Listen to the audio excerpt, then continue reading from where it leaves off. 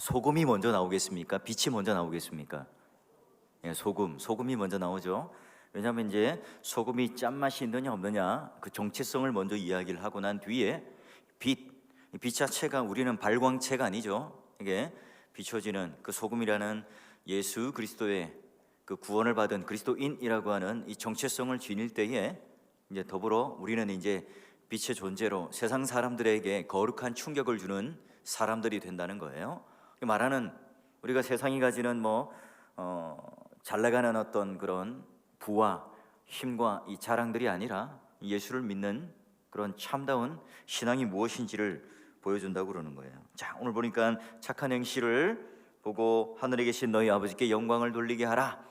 그 영광이 말하자면 세상 사람들이 원하고 있는 대학 입시에 합격을 하고 또 누가 봐도 부러워할 만한 그런 취직 자리에 들어가서 떵떵거리는 것을 말하는 게 아니다. 이 이후에 산상수훈 안에 있는 우리가 말하는 영광, 빛, 복 이런 것들이 전혀 다른 차원의 내용의 이야기를 한다는 거예요.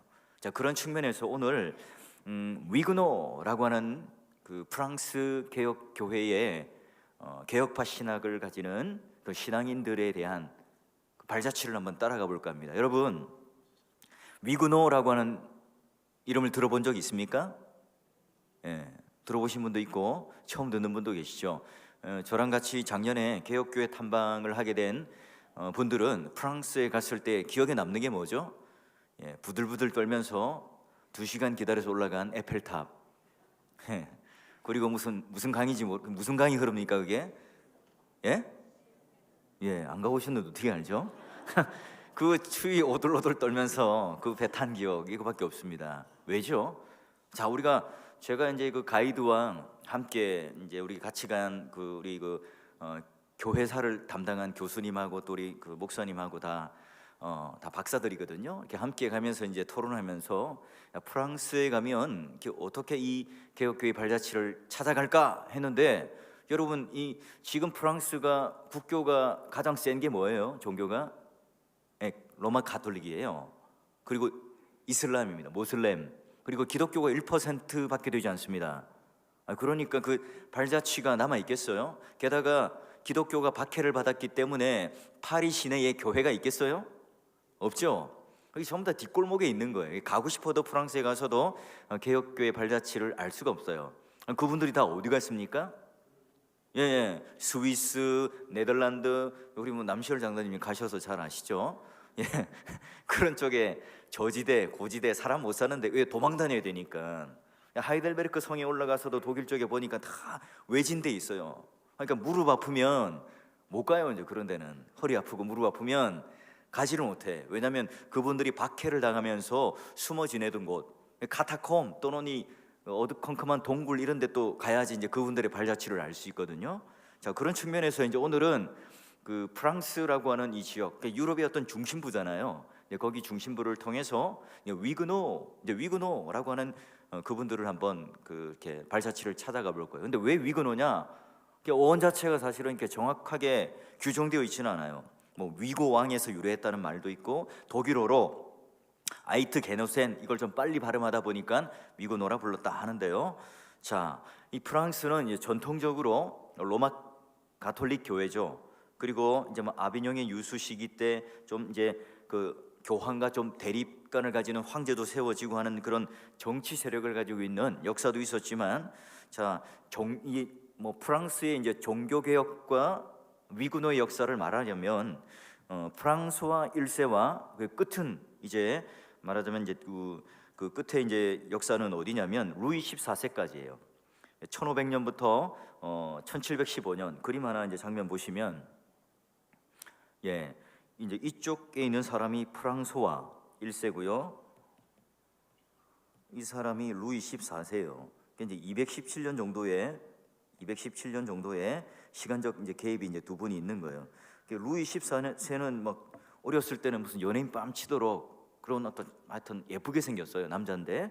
자, 그리고 프랑스와 1세로부터 이제 그 개혁의 시대 가운데 이제 되는데요. 여러분, 이 프랑스와 1세 때 이제 중요한 인물, 대비되는 인물이 누구냐면 여러분 장 칼뱅이라는 인물이 있어요.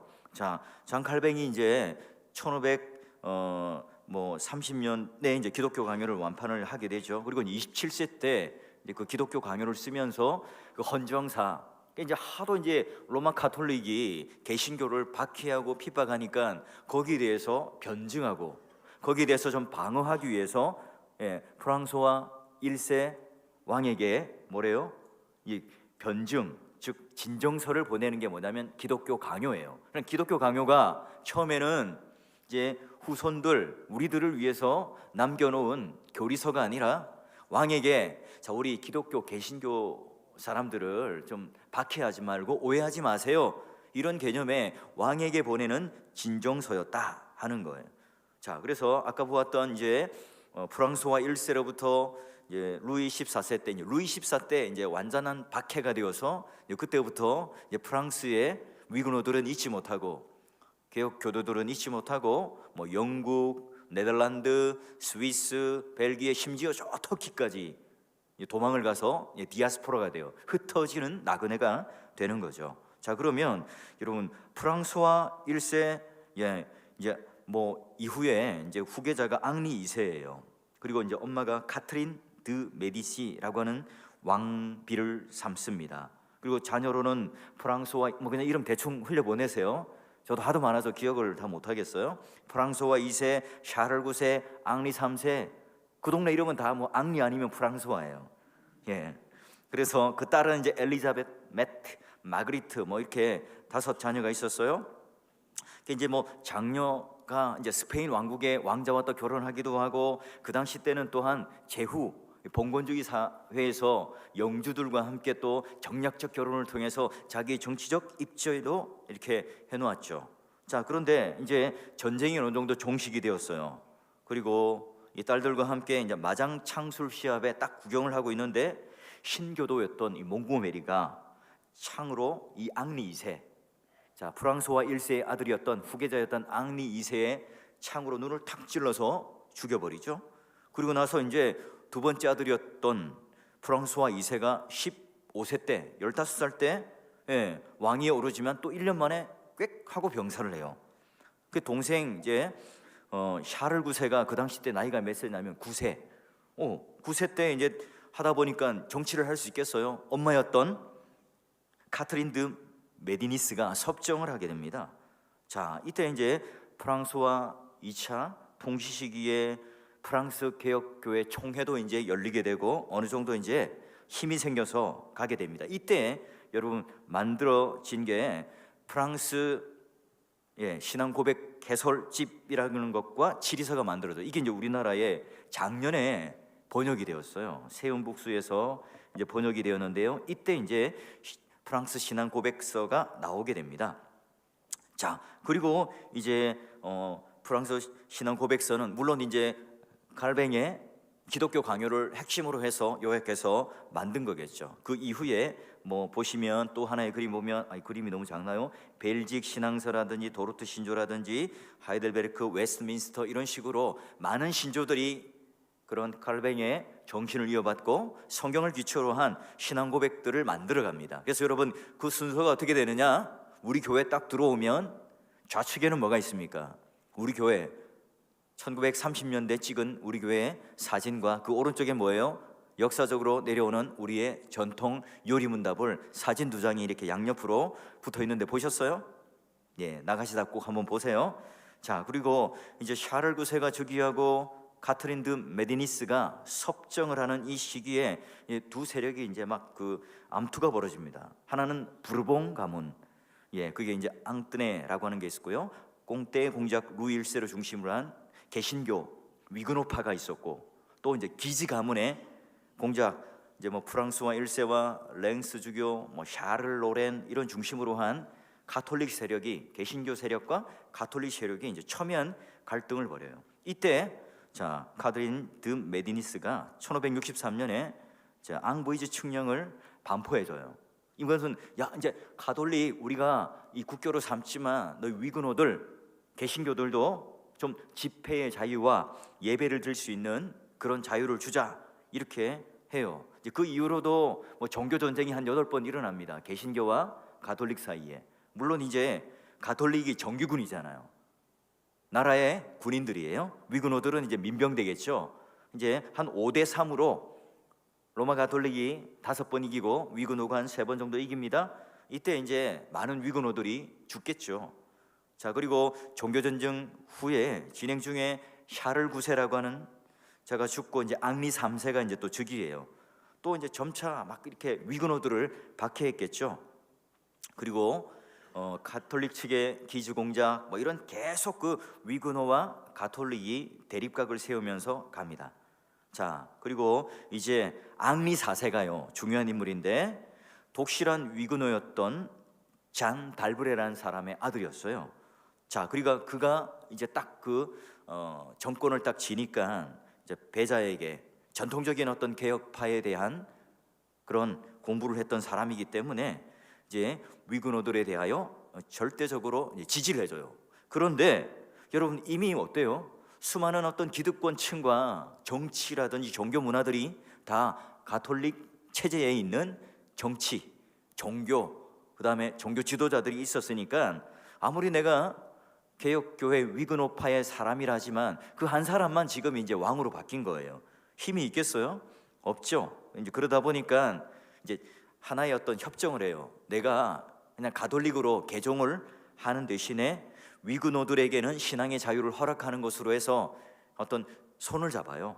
자, 그런 식의 이제 그런 협정을 하게 되죠. 이제 그 이후에 낭트 칙령이라고 하는 것을 해서 위그노들의 실제적인 종교적인 생활을 담보해주는 그런 칙령을 이게 내세웁니다. 자, 그리고 그 이후에도 이제 계속해서 위그노들과 또 뭐 계속해서 왕이 되는 사람들과 함께 전쟁을 하기도 하고 갈등을 벌여요. 이제 이 한쪽에는 프랑스 옆쪽에 한쪽에 이제 뭐 독일에는 뭐 종교 전쟁 30년째 종교 전쟁이 일어나고 있고요. 또한 그 뭐 이후에 이제 마지막 루이 14세 때까지는 대대적으로 이제 탄압하는 위그노들을 탄압하는 그런 정책을 벌여요. 자, 우리가 낭트 칙령을 통해서 위그노들 자유를 줄게, 예배 마음대로 드려, 어느 정도 이제 융화 정책을 벌였지만 이 낭트 칙령을 폐지하는 칙령이 생깁니다. 그게 퐁텐블로 칙령이라고 하는데 그때 루이 14세가 발표를 해요. 이때 완전히 이제 박멸당하는 그런 일들이 벌어지게 됩니다. 그러다 보니까 어떻게 해요? 이때 여러분 아주 유명한 사건이 있는데요. 위그노들을 완전히 씨를 말리는 어떤 하나의 특별한 사건이 있었어요. 자, 그림을 한번 보시면 이게 바델레모 대성당에서 이렇게 학살 사건이 일어나는 거예요. 이때 완전히 이제 위그노들이 프랑스에서는 거의 이 자치를 감추게 되고 도망을 가게 되는 그런 어떤 하나의 큰 사건입니다. 이때 이제 그 축일에 바돌로메 축일에 위그노들을 다 초청해가지고 함께 뭐 화해의 모드로 갔는데 어떻게 해요?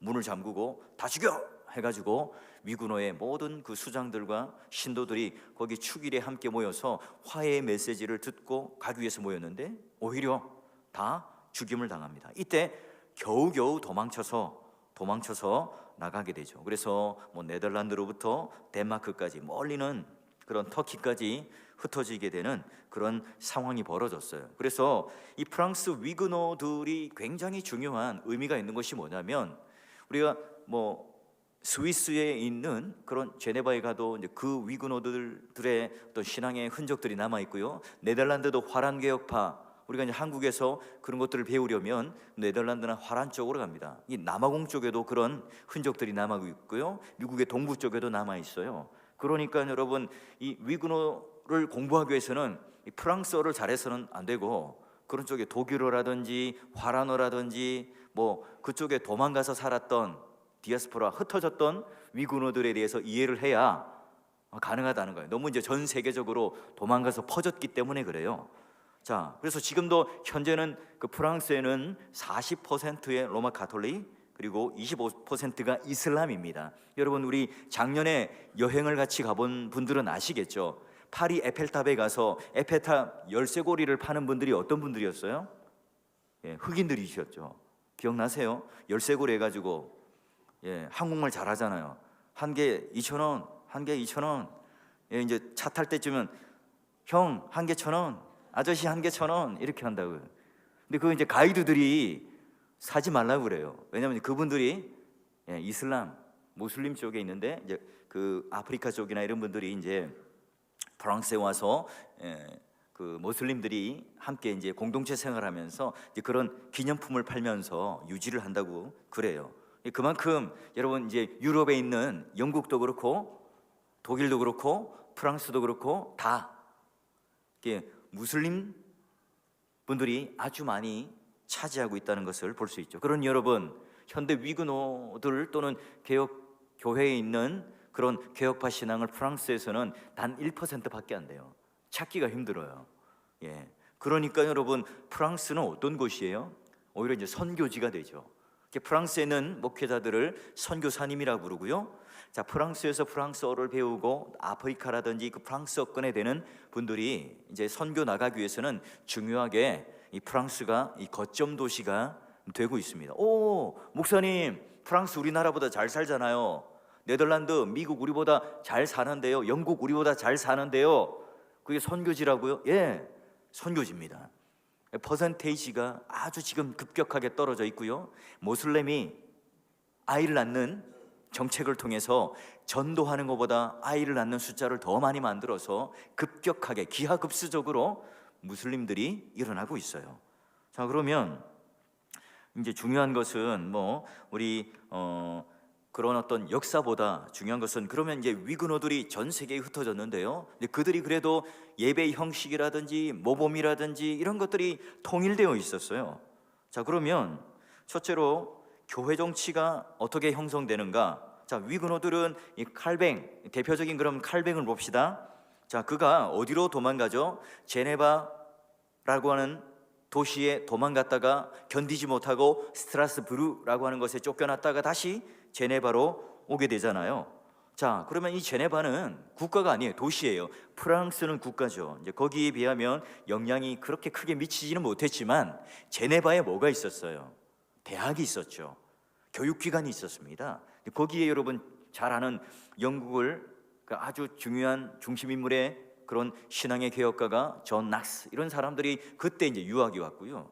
그래 뭐 파렐, 베자, 데오도르 뭐 이런 사람들이 함께 다 소위 말하는 이런 석학들이 다 제네바에 함께 모여서 칼뱅과 함께 그런 신학적 교류, 신앙에 대한 중요한 것들을 이렇게 구축해 나갔던 겁니다.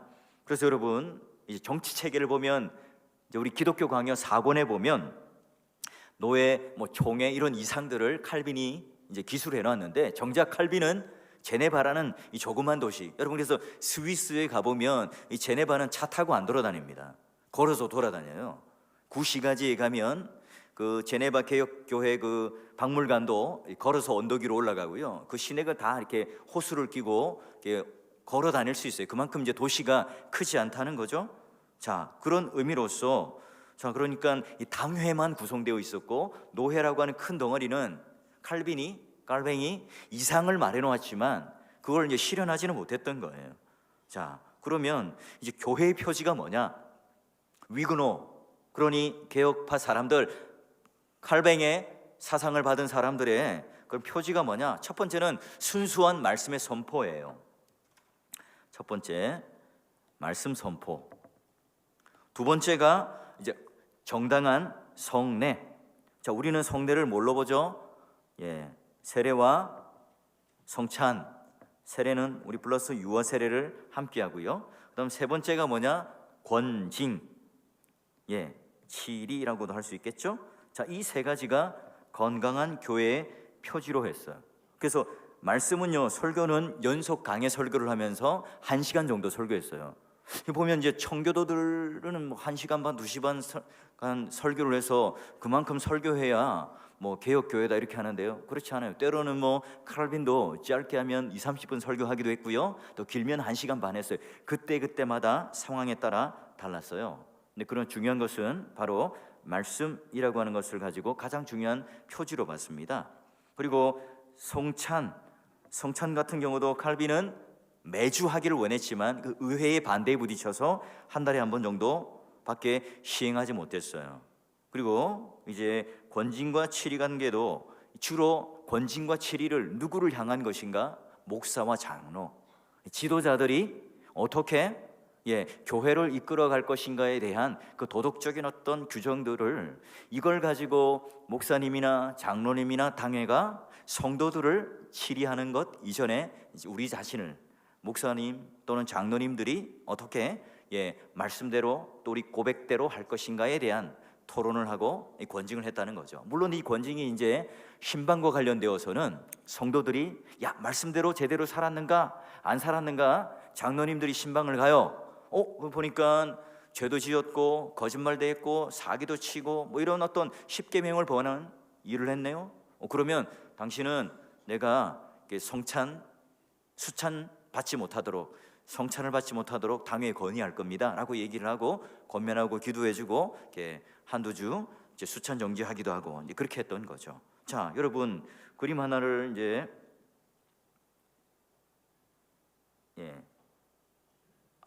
이게 그림이 안 들어와 있네요. 자, 설교할 때는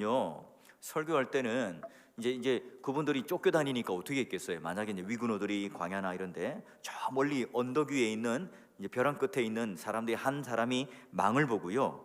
그 다음에 의자가 이제 이동식 의자였습니다. 이제 광야에 이제 햇빛이 비치니까 우산을 딱 쓰고 있다가 저 멀리서 위근호를 잡으러 오는 가톨릭 군사들이 있으면 신호를 보내면 설교하다가도 빨리 의자를 젓고 휙 하고 다 도망가서요. 그러니까 그야말로 광야 교회라고 하는 것이 은유적 표현이 아니에요. 그분들은 진짜 광야 교회에서 예배를 드렸고요. 또 더 나아가서는 새벽 2, 3시에 예배를 드렸어요. 왜냐하면 핍박을 하니까요. 자, 그리고 이제 위근호들은요, 1년에 이제 두 번에서 한 4번 정도 시차례를 했어요. 자, 시차례 때 뭐 하느냐? 우리 이제 화요일 날 시차례를 하거든요. 시차례는 뭐냐면 이 작은 지역 단위에 교회와 교회의 목사님들과 장로님들이 모여서 함께 우리 목사님 사례는 잘 드리고 있는지, 제대로 설교를 하고 있는지, 교회가 빚은 없는지, 어떤 목사님이 책을 한 권 내요. 그러면 그 책이 신학적으로 정당한지 함께 점검해주고 봐주는 거죠. 자, 그래서 여러분, 모든 원래는 장로님 또는 목사님들이 함께 모여서 그런 것으로 제대로 말씀 선포하고 있는지, 성례를 행하고 있는지, 또는 권징이 제대로 되고 있는지, 그 3가지의 표지를 함께 돌아보는 것이 시차례였다는 거예요. 자, 그리고 직분론에 관해서도 기독교 강요 4권에 보면 4직분론으로 나눠요. 박사, 교사, 두 번째는 목사, 장로, 집사로 4구분을 했는데, 여기서 목사만이 회중을 향해서 설교를 할 수 있어요. 목사와 박사는 또 함께 성경 공부를 가르칠 수는 있어요. 오늘날로 치면 박사라고 하면 신학교 교수나 또는 가르치는 그런 어떤 역할들을 했죠. 목사와 박사는 사례비를 받도록 했고요. 그리고 주로 이제 당회는, 장로님들은 신방을 주로 해요. 신방을 하면서 우리 성도들을 돌아보면서 당회에 모이면 이 성도가 지금 이런 모양의 기도의 제목이 있습니다, 이런 쪽에 힘들어하는 것들이 있는데, 그런 기도 제목을 서로 나누면서 어떻게 해요? 기도해야 하는 시간들을 가지고 또 더불어 이제 주로 치리를 하는 그런 역할들을 했어요. 그러니까 목사가 일단 없으면 당회가 형성되지 않았습니다. 설교가 없으면 교회가 아니었죠. 모든 회의의 의장은 바로 목사가 되었는데요, 목사가 힘있고 똑똑하고 잘나서가 아니라 목사가 그 중심이 되어서 그 회의도 하고 하는 그 당회라고 하는 것이 어떤 정치적 기관이나 힘있는 권력이 아니라 서로 회의하고 신방을 하면서 돌아보았던 성도들과 함께 정보를 나누면서 기도했던 그 모임이 뭐라고요? 당회라고 하는 거예요. 그 집사라고 하는 것도요, 교회의 어떤 윤활유 같은 역할들을 했습니다.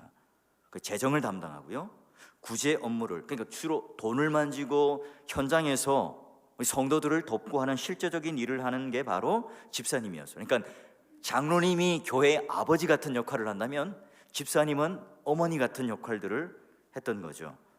그래서 여러분, 궁극적으로 오늘 목사와 장로가 이제 당회에 들어가지만 그 당시 때는 이제 집사회가 함께 들어가서 어디 구제할 것인가, 어떻게 교회가 운영될 것인가 하는 것을 보았던 거죠. 왜냐하면 그때는 이제 핍박의 시대였기 때문에 굉장히 급박했던 거예요. 자, 그리고 이런 교회 조직 안에도 시차례, 그 다음에 이제 뭐냐면 우리가 노회가 있고 총회가 있어요. 우리 교회가 그 전에 이제 당회도 있겠죠. 지역 교회 안에 아까 말한 것처럼 시차례나 노회나 이런 모든 것들이 다 장로님, 목사님 모두가 총대가 되어서 와요. 그리고 함께 참석한 사람들이 당회록을 살펴보면서 교회가 제대로 바른 표지대로 가고 있는가, 목사님이 A교회 목사님이 4월교회 목사님이 제대로 설교하고 있는가, 제대로 신앙 고백을 가르치고 있는가 점검을 하게 되죠.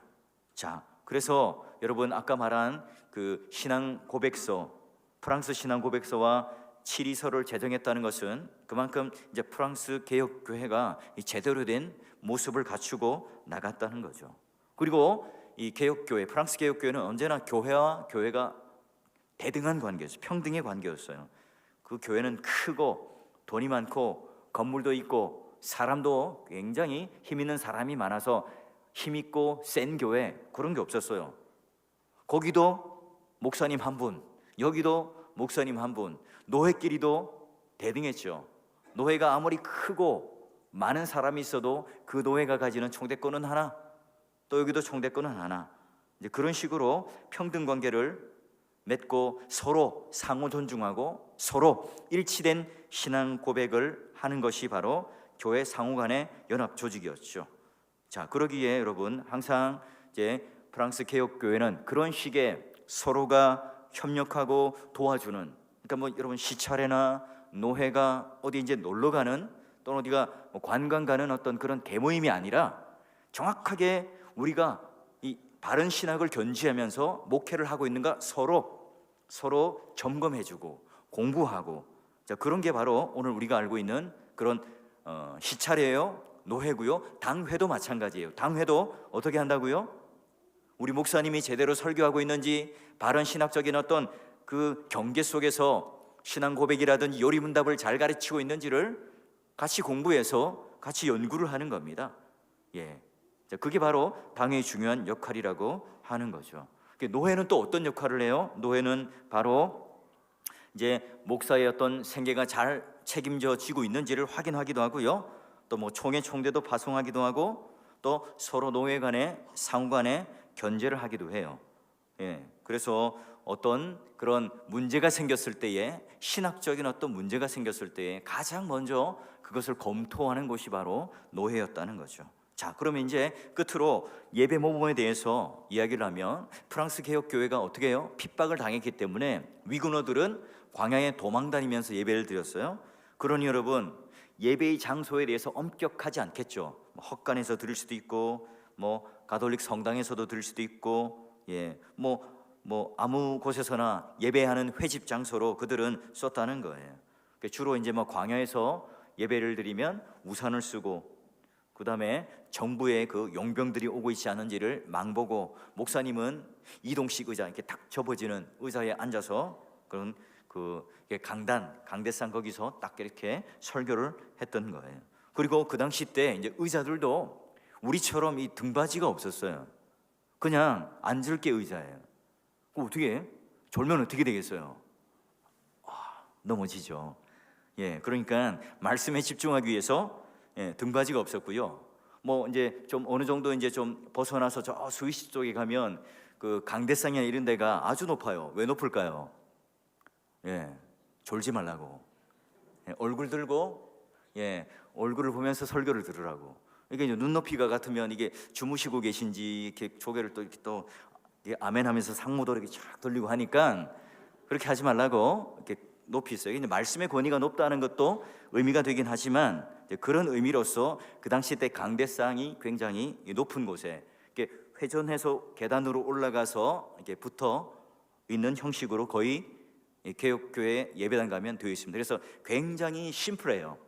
그래서 가톨릭 성당의 건물이냐, 말하자면 이제 그런 로마 가톨릭의 건물 아니냐, 그 다음에 여기가 개혁교회 안에 교회의 건물이냐, 이걸 제일 쉽게 구분하는 게 뭐겠어요? 예, 우리 그 여행 갔던 분들 막 지나면 여기가 이 건물 같고 저기가 저 건물 같고 이 성당이 저 성당 같고, 사원은 뭐고 성당은 뭐고 교회는 뭐냐, 예, 겉에서 보면 다 비슷하게 생겼거든요. 그래서 사진 막 찍었어요. 근데 어딘지를 몰라요. 도대체 어딘지를, 사진이 섞여가지고 여기가 어디서 찍은지를 몰라요. 어떻게 해요? 이제 가장 쉽게 구분하는 것이 딱 들어가 보면, 여러분 웨스트민스터 사원이라든지 아니면 가톨릭 성당에 가보면 건물이 어마무시하게 큽니다. 거기 들어가면 그 안에 무덤들이 있습니다. 왕들의 무덤, 성인들의 무덤. 그 스테인 글라스가 아주 화려하게 돼 있어요. 그거 어디라고요? 예, 로마 가톨릭 성당이에요. 여러분 가서 그렇게 유럽에 여행 가서 사진 찍을 때도 좀 알고 찍어야 되겠죠. 근데 여러분 뭐 저기 그 스위스라든지 아니면 조금 이제 좀 먼 데로 벗어나서 시골 쪽에, 도시가 아닌 쪽에 이제 위그노들이 가서 이제 만들어 놓은 예배당은 어때요? 아주 심플해요. 강대상 하나만 조촐하게 있습니다. 그리고 무덤 아예 없죠. 예를 들어서 이제 뭐 루터나 독일 쪽에서는 어느 정도 로마 가톨릭 교회의 성당을 그대로 이용하고 내부적인 개혁을 했기 때문에 그런 모습이 약간 잔재가 남아 있지만, 뭐 스위스 쪽이나 이런 쪽에 가보면 그런 것들 아예 다 없애버렸어요. 성상도 파괴해버리고 스테인글라스도 완전히 지워져 버렸던 겁니다. 그러니까 그런 구분들이 있어요. 목사님은 이제 같이 도망치는 어떤 입장에 있으니까 어떻게 해요? 그냥 평상시 편한 복장을 입고 나갔습니다. 자, 그리고 개혁교회 모범의 가장 중요한 핵심이 뭐냐면, 그림들이 많이 있었는데 다 생략돼 버렸네요. 자, 가장 중요한 것들의 기준이 뭐냐면, 요소가 설교가 가장 중요하고요. 두 번째로는 시편, 찬송이라는 것을 불렀습니다. 그 다음에 기도, 성례, 성경 연독, 사제의 기도, 뭐 제가 대충 해도 글자 보시겠죠? 예, 이렇게 중요한 요소들이 있어요. 여러분, 그래서 시편 찬송은요, 이 종교개혁가들로부터 불과 우리 얼마 안 되기 전까지만 해도 불렀던 찬양이에요. 왜냐하면 시편 찬송 자체가 성경이기 때문에 그렇죠. 그래서 하나님을 찬양하는 것은 성경 그대로의 시편 찬송으로 불러야 한다. 이게 이제 종교개혁가들의 중요한 모토였습니다. 왜냐하면 이 중세 로마 때 찬가 또는 뭐 여러 가지 그런 찬양 대원들이 마치 제사장처럼 그 예배당 가장 깊숙한 곳에, 지성소라고 하는 곳에 사제가 있고 그 찬양대가 옆에 양옆에 이렇게 쭉 해서, 일반 성도들은 거기까지 못 들어갑니다. 물론 지금 요즘은 관광지가 되어서 돈 내면 들어가죠. 그 저 앞에 파이프 오르간이 아주 위용 있게 쫙 내려져 있고, 저 높은 곳에 파이프 오르간 연주자가 연주를 해요. 운 좋으면, 은혜가 임하면 그 파이프 연주하는 실시간에 이제 가서 들을 수도 있긴 합니다.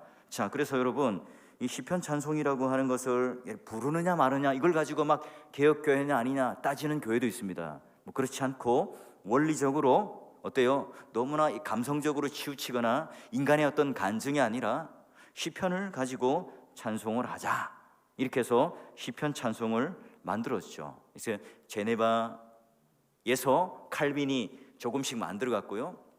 궁극적으로 이제 스트라스부르로 쫓겨갔을 때 이제 그런 것들이 거의 완성되어서 만들어 왔던 거예요. 그래서 뭐 선율도 굉장히 단조롭습니다. 제가 음악에 조예가 없어가지고 뭐 거기에 대해서 잘 구분을 하지 못하겠는데요. 뭐 좀 전문가를 나중에 한번 불러서 연주까지 해가면서 재밌게 해주는 그 강사분을 한번 모시도록 하죠. 이제 그렇게 해서 시편 찬송을 불렀고요. 자, 그래서 기도도 칼빈 같은 경우는 그 기도문의 모범들을 알려줬어요. 그래서 뭐 하나만 제가 읽어볼까요? 자, 저녁 기도를 하나 제가 읽어드려 볼게요. 주 하나님, 사람에게 이 일을 위해 낮을 정하신 것처럼 쉼을 위해 밤을 정하신 것은 하나님의 천우신조임을 믿습니다. 오늘 육체가 쉬고 영혼은 깨어있고 나의 마음이 하나님을 바라게 하옵소서. 나를 강하게 만들어 주옵소서. 육체나 영혼이나 신령한 휴식을 취하게 하소서. 잠을 너무 많이 자서 도에 지나친 편안함에 기대지 말게 하옵시고, 적당한 수면 자체가 주님의 이름의 영광이 되게 하소서. 이 하루도 비천한 죄인인 제가 주님을 노하지 않고서는 지나가지 않사오니 지금 주께서 이 땅에 보내신 어둠이 만물을 감추듯이, 시적이죠. 제가 저지른 죄를 묻어주시고 그 은혜로 나를 주님의 목전에서 쫓아내지 마옵소서. 굉장히 아름답죠. 그리고 이 잠자는 게 너무 많이 자서 지나친 편안함에 기대지 않도록 하옵소서. 허리가 부러지도록 자지 말라는 거예요.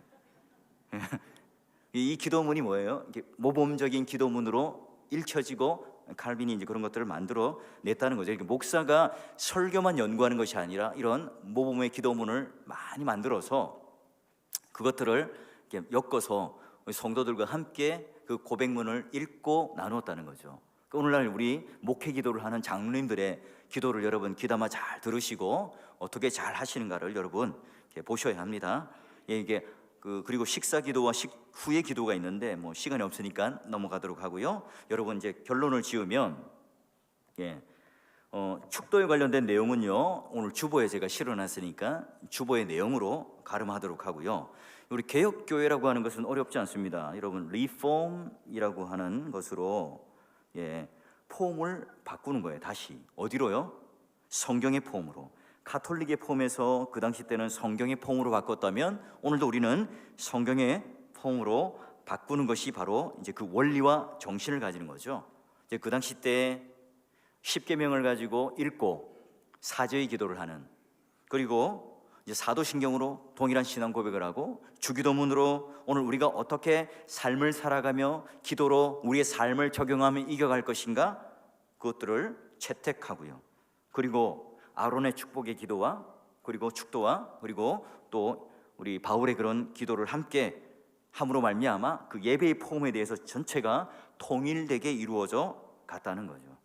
자, 그런 여러분, 그 이후에 이제 여러 가지 신앙 고백문들이 이루어져서 사도신조, 아타나시우스 신조, 니케아 신조, 뭐 벨직, 도르트, 이런 모든 것들이 다 뭐냐면 그런 아주 첨예한 신학적 논제에 의해서 그러면 이걸 성도들에게 어떤 답을 줄 수 있는가, 목회자들이 그것들을 만들어내어서 우리 모든 성도가 함께 바른 신학을 견지해 갈 수 있도록 회의를 통해서 공부를 통해서 만들어내었던 것이죠. 여러분, 오늘 이 프랑스 개혁교회 위그노드를 잠시 살펴봤는데요, 우리가 교회 구성이라든 이런 것도 굉장히 중요하지만 예배를 리폼하는 것, 오늘 우리가 우리 신앙을 리폼하는 것, 그러니 우리가 하나님 앞에 어떤 이 예배와 예전과 교회 안에 이 모든 목양들이 성경적인 원리로 어떻게 리폼 될 것인가, 이걸 항상 고민하면서 걸어가는 것이 바로 우리가 건강한 개혁교회의 첫걸음이자 또한 모범이라는 겁니다. 그러니 목사는 완전하지 않습니다. 담임 목사는요, 모두가 다 옳지 않습니다. 성경만이 옳고요, 그 성경을 동일한 해석학적 공동체로 만들어낸 이 요리문답, 안전한 그 요리문답을 함께 지니고 우리 모두가 다 함께 건강하게 신앙과 목양의 방향들을 붙잡아 갈 때에 우리는 이단이 쳐들어와도, 잘못된 세속주의가 쳐들어와도 우리는 견뎌낼 수 있고 오히려 그 모든 연약한 교회들을 향해 선한 영향력들을 미치는 교회가 될 수 있겠죠. 그러기에 여러분은 이 시대에 또 다른 위그노예요. 이 시대에 소금이고 빛이어야 합니다. 그래서 바른 신학이 무엇인지를 정확하게 이해를 하셔서 오늘도 하나님 앞에 바른 신앙의 고백, 바른 찬양, 또 설교 말씀을 전하는 것도 중요하지만 듣는 나는 어떻게 이 말씀을 듣고 행하는가, 그걸 살피는 것은 더 중요하죠. 그게 내가 먼저 적용하기도 하지만 그 일들을 누가 한다고요? 당회가, 장로님들이, 우리 목사님들이 함께 잘 살고 있는지 가서 신방하는 것은 위로하고 축복하고 이것 이전에 말씀을 잘 들으셨는지, 말씀을 잘 이해하고 있는지, 말씀을 따라 잘 살고 있는지를 함께 살피면서 물어보는 것이 바로 신방이에요. 그래서 얼마나 그런 바른 말씀을 통해서 순종하고 성화의 열매를 맺었는가, 그걸 점검하고, 그런 것들이 뭐예요? 우리 교회 안에 곳곳에 건강함으로 세워져 갈 때에 교회는 바로 가정도 올곧게 세워져 가고 우리의 신앙도 내 개인적인 신앙이 아니라 함께 교회의 몸된 교회가 건강해져 가는 그 일들을 우리는 경험할 수 있다는 거죠. 자, 이 박해의 시대, 사람 어찌 보면 우리가 박해를 받고 있지 않기 때문에 위그노와는 다른 어떤 환경에 있다고 생각할 수도 있지만 동일하죠. 세상의 세속주의 속에 우리는 물들지 않기 위해서 안간힘을 쓰고 있는 우리들입니다. 여러분, 다시 한번 우리가 이런 그 군데군데 있는 좋은 믿음의 신앙의 결들을 함께 공부하는데 여러분 게을리하지 마시고 어떤 것이 바른 신학인가 항상 긴장하셔서 공부하시고 또 거기에 함께 적용하는데 잘 순종하시고 함께 기쁨으로 참여하셔서 4월 교회가 모든 우리 이웃에 있는 교회들이 야 정말 건강하게 바르게 세워져 가는 교회야. 자, 이렇게 우리를 향해서 배우고 싶어하고 우리와 함께 교제하고 싶어하는 그런 건강한 교회가 서갈 때에 참된 우리가 120년 되는 생일 그 하나님 앞에 그 세월을 견뎌온 아름다운 이 보석과 같은 유산들을 또 물려줄 수 있고 나눠줄 수 있는 교회가 되겠죠. 여러분이 그런 주인공이고 여러분 이 시대의 위그노이고 또한 이 시대의 중요한 이 개혁 성경의 폼대로 늘 언제나 리폼하는 고치고 또 고치고 성경대로 살아가는 믿음의 길을 잘 걸어갈 수 있기를 주의 이름으로 축원합니다.